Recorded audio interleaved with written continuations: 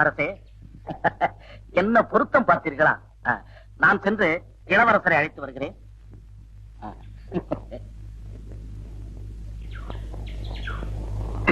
சித்ரா, இளவரசே, தங்கள் தந்தை மாளவ மன்னர் வந்திருக்கிறார். தங்கள் காதலையும் கண்டார். உங்கள் இருவரையும் ஆசீர்வாதம் செய்ய காத்திருக்கிறார். இளவரசே, உங்கள் தந்தையை நான் சமாதானப்படுத்துகிறேன். நீங்கள் வாருங்கள், வாருங்கள்.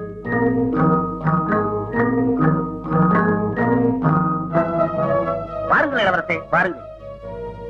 மன்னா, இளவரசர் சார்பில் நான் தங்களிடத்திலே மன்னிப்பு கேட்டுக் கொள்கிறேன். தங்கள் ஆணையை மீறி அவர் வெளியேறியது தவறுதான். அப்படித்தான் இளவரசே? மன்னா, என் மகளை இவர் மனதார காதலிக்கிறார். அவளை மணக்கவும் விரும்புகிறார். இல்லையா இளவரசே? ஏன் நிற்கிறீர்கள்? மன்னரிடத்தில் ஆட்சி பெறுங்கள்.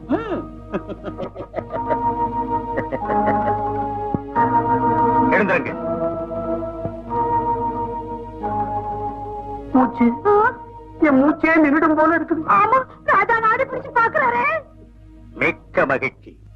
என் மகன் குலப்பெருமைக்கேற்ப மணமகளை தேர்ந்தெடுத்திருக்கிறார். இன்று போல் என்றும் இனிதே வாழ்க. சீக்கிரமே திருமணத்தை முடித்து விடுங்கள். நான் முன்னரே தல யாத்திரைக்கு ஏற்பாடு செய்து விட்டதா என்னால் திருமணத்தில் கலந்து கொள்ள இயலாது என்ற நிலையில் இருக்கிறேன். ஆகவே தாங்களே முன்னின்று திருமணத்தை நடத்தி விடுங்கள். எங்கிருந்தாலும் மணமக்களுக்கு என் மானசீக ஆசை உண்டு. கண்ணு கட்டக்குன்னு வேலை செய்து. நான் இப்பொழுதே புறப்படுவதா என் மகனுடன் சற்று நான் தனிமையில் பேச வேண்டும். தாராளமாக செல்லுங்கள் இளவரசே.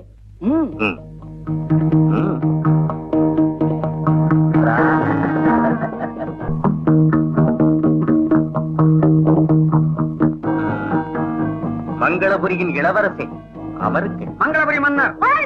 மங்களபுரி மன்னர் அரசே, எங்களுடைய மானத்தை காப்பாற்றி விட்டீர்கள். தங்களுக்கு என்ன கைமாறு செய்வதென்றே புரியவில்லை. வேண்டிய அளவுக்கு எடுத்துக் கொள்ளுங்கள். சிறிது பெரிதாக வேண்டுமென்றால் இதோ இருக்கிறது. எல்லாவற்றையும் எடுத்துக் கொள்ளுங்கள். கேவலம் இந்த நவரத்ன கற்களுக்காக நான் இந்த நாடகத்தை ஆடவில்லை. ஏதோ இறைவனின் அருளினால் உங்களுக்கு இந்த கற்கள் கிடைத்திருக்கின்றன. இதை வைத்துக் கொண்டு அரண்மனைக்குள்ளும் நுழைந்து அரசபோக வாழ்வை அனுபவித்துக் கொண்டிருக்கிறீர்கள் என்பதை நான் நன்கு புரிந்து கொண்டேன். ஏழைகளுக்கு கிடைத்த வாழ்க்கை என்னால் பறிபோக வேண்டாம். இந்த இளம் உள்ளங்களின் காதல் என்னால் அழிய வேண்டாம். மன்னா, சாதாரண மன்னன் அல்ல, காதல் மன்னன்.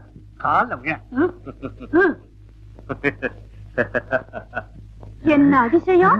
மாங்காமரையை குத்து எங்க பயந்துகிட்டு இருந்தேன். கல்யாணத்துல வந்து முடிஞ்சு போச்சு. ஐயோ ஐயோ, இப்படி எல்லாம் நடக்கும்னு தெரிஞ்சிருந்தா இவனுக்கு பயிலா நானே வந்திருப்பேன். ஏனுங்க என்னங்க பேசுறீங்க? ஆமா, சொல்லிவிட்டாலும்.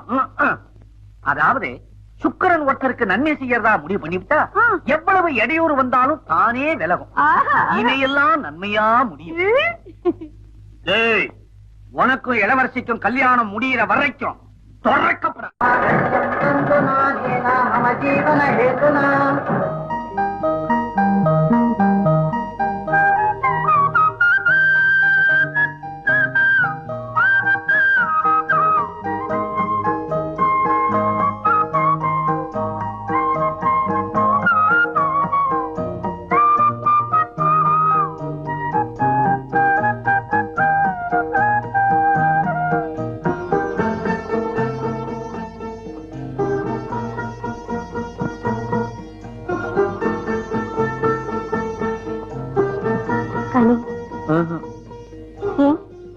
இந்த கண்ணி இருக்கும்போது கனி எதற்கு என்று சொல்கிறீர்களா?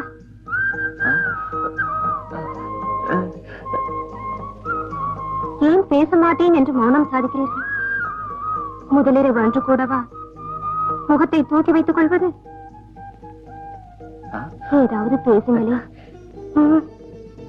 ஏனுங்க இனி என்னங்க பேச சொல்றீங்க? வாய்ப்புட்டு போட்டு சோசிரியாவும் சம்சாரமும் கம்முன்னு சொல்லிட்டாங்க, நீங்க பேச சொல்றீங்களா? ஜோசியர் ஐயா பேசக்கூடாது என்று சொன்னாரா? ஏன்?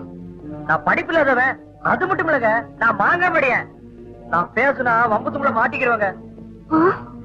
நீங்கள் படிக்காதவரா? நீங்கள் மங்களபுரி இளவரசர் தானே? மங்களமாது வெங்கலமாது நான் காட்டுல விரவட்டி படிக்கிறவங்க. என் பேர் மாயாண்டிங்க. எந்த மரமனாலும் 10 இடத்துல வெட்டி சாட்சிடுவாங்க. என்ன? ஆமாங்க, நாடி ஜோசியரும் அவங்க சம்சாரம் ரெட்ட நாடியும் இன்னைக்கு கூட்டு வந்து அரண்மனை ஆனந்தம் எடுக்காம சொன்னாங்க. அது மட்டும் இல்லங்க, யாராவது கேட்டா மட்டும் சொன்னா போதுன்னு சொல்லிவிட்டாங்க.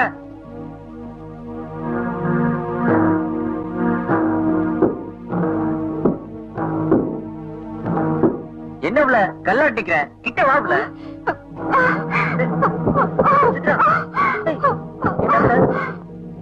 என்ன துணிவிருந்தால் கோடரி சுமக்கும் விறகு வெட்டி செங்கோல் தாங்கும் மன்னன் மகளை ஏமாற்றி மறந்திருப்பாய்.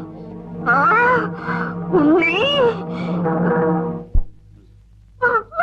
தந்தையே. என்னம்மா, என்ன நடந்தது? ஏன் தந்தையே, திருமணம் என்ற பெயரால் நான் வஞ்சிக்கப்பட்டு விட்டேன். என்னை மணந்தவன் மங்களபுரி இளவரசன் அல்ல, மரம் மட்டும் மாயாடி ஏழை பரதேசி. என்னம்மா சொல்லுகிறாய் நீ? உண்மையை தான் சொல்கிறேன். என் வாழ்க்கை எழுந்து விட்டது, என் கனவுகள் சிதறி விட்டது. இளவரசனாக வேடமிட்ட மகளை ஏமாற்றிய வஞ்சகனை உடனே பிடியுங்க, சிறையில இழைத்து சித்திரவதை செய்யுங்க. தோங்க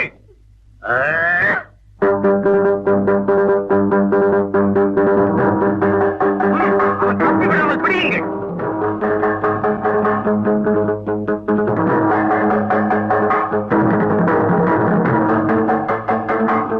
சுக்கிரபகவான் சுகத்திற்கு அதிபதி.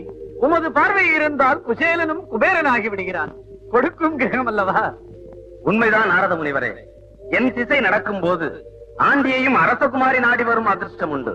ஆமாம் ஆமாம், ஆனால் அந்த அரசகுமாரியின் உருவில் மரண தேவதையும் நாடி வருவாள். என்ன சொல்லுகிறீர்கள்? உமது தசையில் மன்னன் மகளை மணந்தவன் இன்று மரணத்திற்கு அஞ்சி ஓடும் காட்சியை பாரும்.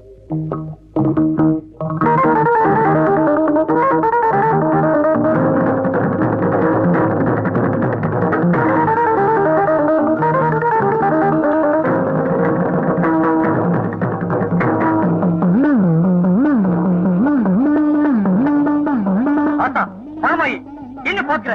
வெறும் வெட்டி பிடிச்சிருந்த தலையில கீழே வச்ச, இப்ப தலையை விட்டு குறிப்பாக்குறீங்க. இது உனக்கே நல்லா இருக்கா? எனக்கே இந்த கதி. நான் எந்த ஜென்மத்தில் என்ன குத்த செஞ்சேன் சொல்லுமா? விளைவித்த பணத்துல கோயில விலைக்கேட்டு வச்சேன். இப்ப என் கழுத்துக்கே ஆபத்து வருதே. அதனால என்ன நம்பியா வந்த இளவரசி தாலிக்கு ஆபத்து வருதேமா? இது நியாயமா சொல்லு? அன்னைக்கு ஏன் மாதிரி வேக வெட்டிட்டு நுனிக்கிரையில உட்காந்து அடிக்கிலே வெட்ட அடிமடையனே காளிதாசரா ஆக்கினவனே ஓடி வந்து நீ காப்பாத்தமா? ஓஹோ, வரமாட்டியா?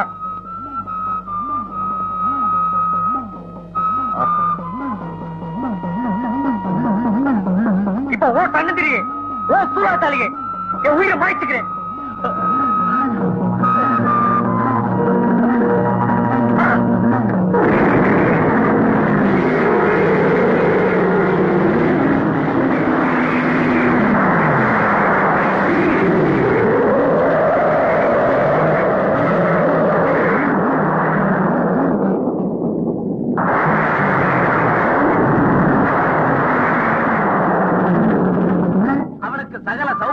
கொடுத்திருக்கிறேன். ஆனால் அதை அனுபவிக்கும் அறிவுத்திறன் இல்லாததால் தான் இந்த ஆபத்தே வந்திருக்கிறது. அந்த அறிவை நான் கொடுத்து அந்த ஆபத்திலிருந்து அவனை காப்பாற்றப் போகிறேன். சகல கலைகளுக்கும் வித்தகனான புத பகவான ஞானம், கல்வி, சாதுரியம், சாமர்த்தியம் எல்லாவற்றையுமே உம்மால் தர முடியும். ஆனால் கழுத்திற்கு வந்திருக்கும் கத்தியிலிருந்து அவனை காப்பாற்ற உம்மால் எப்படி முடியும்? பாருங்கள், புரியும்.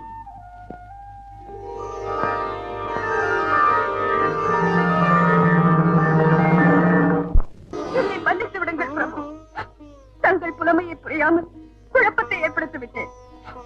ஒரு நல்ல மனைவி எப்படி இருக்க வேண்டும் என்று தாங்கள் சோதித்ததை உணராமல் தங்களையே சோதனைக்கு உட்படுத்தியது மன்னிக்க முடியாத குற்றம்தான். சித்திரா, அன்பிலே தாயாக, அரவணைப்பிலே தாசியாக, அறிவுரைக்கும் அமைச்சராக வாழ வேண்டியவன் அவசரப்பட்டு விடக்கூடாது. பதறாத காரியம் சிதறாது என்பதே பத்தினி பெண்டின் வகுத்த வழிமுறை. மாயாண்டியாக வந்த சாதாரண விறகு வெட்டி என்று கருதினோம். இவ்வளவு அறிவும் ஆற்றலும் பெற்ற வரகவி என்று நாங்கள் அறியாமல் போனோம். தயவு செய்து எங்களுடன் நாட்டுக்கு வந்து என் வாரிசாக மணிமுடி தரிக்க வேண்டும். இன்று முதல் நீங்கள் மாயாண்டி அல்ல, மகேந்திர பூபதி. மகேந்திர பூபதி, மகேந்திர பூபதி, மகேந்திர பூபதி. புதனாரே, புத்திக்கு அதிபதியான உம்மால் அவன் விதியே மாறி அரசன் என்ற அந்தஸ்தும் பெற்றுவிட்டான். அப்படியல்ல சுக்கரனாரே, அறிவு எம்மாள், அந்தஸ்து வந்தது உம்மால் தான்.